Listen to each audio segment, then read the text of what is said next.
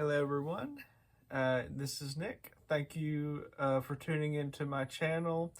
We are reviewing the Deadtime storybooks currently.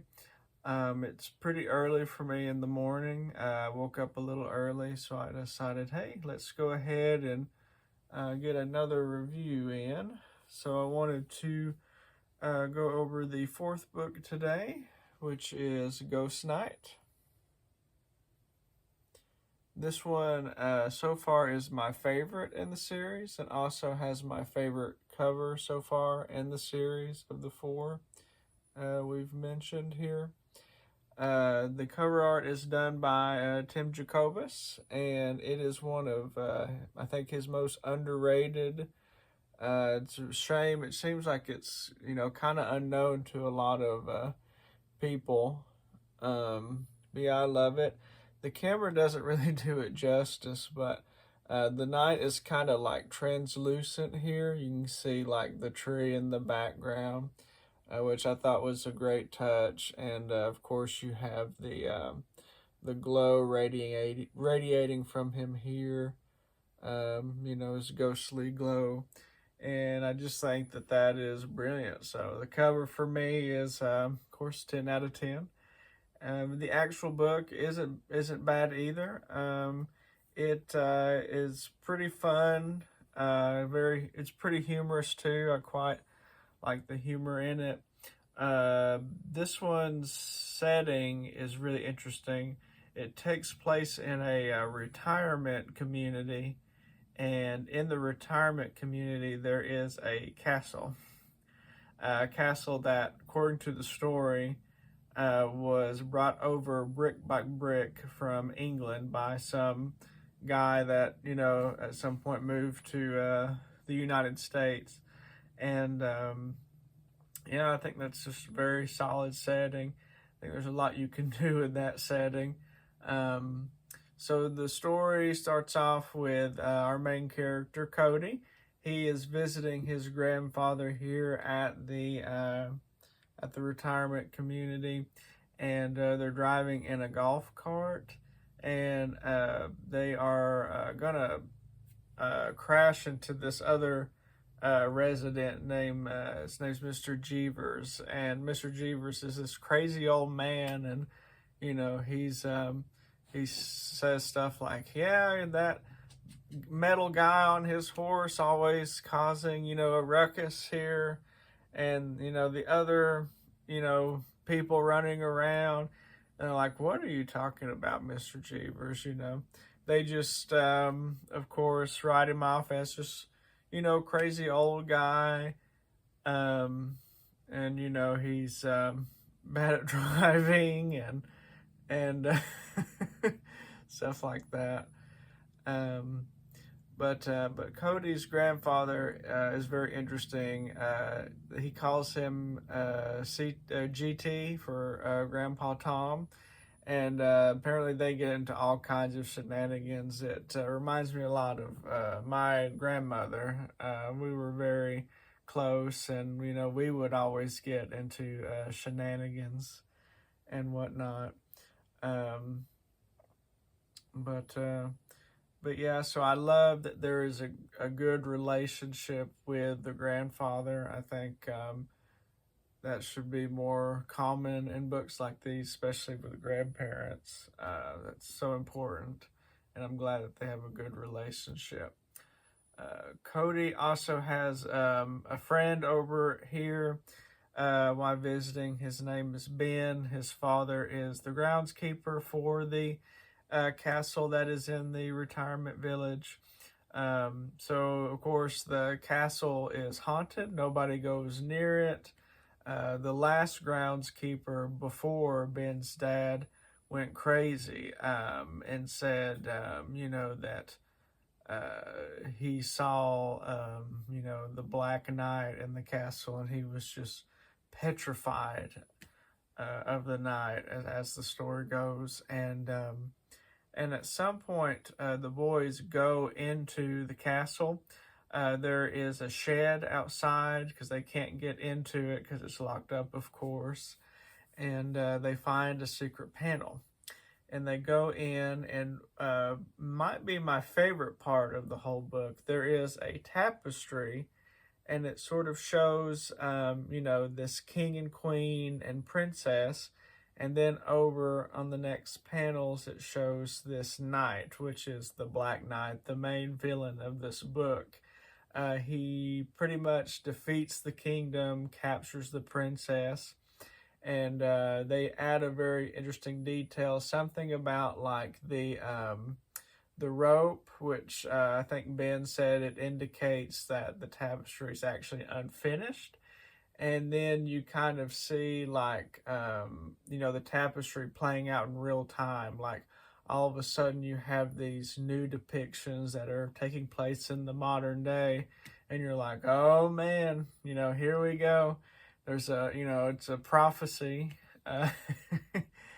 Which I thought was a very cool touch. I love art, things like that. So of course that was very much, excited me. At some point too, I think it's funny, the grandfather gives Cody like his phone number, which is like 555 GOAT for goat, which was pretty funny. That's, seems like a very grandpa number. He would have the numbers spell out goat, to call him if he needed anything. And the phone is very interesting and how it is incorporated in the story too, because he gets a call from the ghost of the princess. She's calling for help, for his help. And you're like, oh my gosh, who is this, spook kind of thing. There is a shuffleboard match that Cody and Ben attend with his grandfather. And, of course, and Mr. Jeevers is there, and he's on the, the rival team. I love the name of the teams, too. There's the Sapsuckers, which is what what Grandpa Tom, that's his team. And then Mr. Jeevers is on the Speckled-Headed Cuckoos, which is also a very funny name. Anyway, when Cody takes, sort of his turn at the shuffleboard game, the ball doesn't go in, but then all of a sudden a force pushes it. And then here is the Princess Gianna, Gianna is her name, that appears to them, and they're like, okay, I did you a favor, now you need to help me, kind of thing. And of course, and Mr. Jeevers can see the ghost, and he sees it, and he's like, whoa, that's cheating. I saw that princess girl, and, that grandson of yours is cheating. And of course, they're like, what are you talking about, Mr. Jeevers? You're crazy. And so then at some point in the story, Cody receives another call from another spirit, and it is none other than the Black Knight himself. And so, at first they're hesitant to help the princess, but, the Black Knight is after them now, and he's going to be totally relentless for the rest of their days and, hunting them and tormenting them. And so, the Black Knight calls him and says, the only way to stop me is to have a joust with me, and things like that. And I love the ominousness in the story too. There's he has the ability to send these black tornadoes, which is really interesting. And so they go back to the castle. They meet with the princess, and they meet some other ghosts, in the castle as well. To kind of help them escape, because eventually the Black Knight does come back, does come after them, and we see his appearance with his gang of other nightly ghosts. And another fun thing too in the book that I like, at some point they try to get into contact with the princess to find out how to stop the Black Knight, and they dial. They're like, well, they go out on a whim, and they're like, well, let's try 555 GHOST for 555 Ghost, which I thought was pretty humorous and a good part. A lot of the boys' dialogue, like Ben's dialogue, his friend, he has some great, one-liners. I think they're very funny. But at some point they end up, facing the Black Knight, and it is like a joust match. Now, of course, they don't have a horse for the joust, so they use the golf carts, which, kind of bring that back from earlier, which I thought was very fitting. They use like a volleyball, it's like, like that holds the net up as like their, jousting weapon. But of course, the Ghost Knight makes quick work of that. And of course, he wraps him up in another, black tornado. And he has, why he's so powerful is when he defeated the kingdom, he took this sword, this very powerful sword. I think it's like called Exaltamore or something like that. Let's see, Exaltamore. And so, he's coming after them now with this sword. And what's funny is that Jeevers is the one that saves the day. He's really bad at golf, apparently. And so, like, he hits, golf ball, and he hits the Metal Knight on the helmet and knocks him out. And so they go over and, they, remove his helmet and defeat the darkness kind of thing. The princess, of course, is very grateful. She knights them, both Cody and Ben. And then the castle just disappears out of thin air. I guess because the curse is finally broken.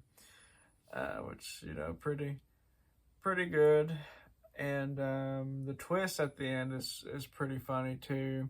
So Mr. Jeevers comes back and he's like in the woods or something. He's like, hey, the little green guys, they need help. They're being like hunted by these purple guys, like with 3 eyes and 3 arms or whatever. And the boys are like, uh-oh, because everything he said has been true up until this point. And then all of a sudden, there's, a UFO that comes over and zaps up Mr. Jeevers. Very funny. But yeah, this is, a pretty good one in the series. I love the setting. I think the setting is fantastic. I love the tapestry part. The characters are pretty good in this context. I give the story an 8, maybe an 8.5 out of 10. Thank you very much for joining me for this episode. This has been the Ghost Knight review. If you have read this book, please let me know what you think in the comments. If not, definitely one to check out if you happen to come across it. Thank you. Have a good one.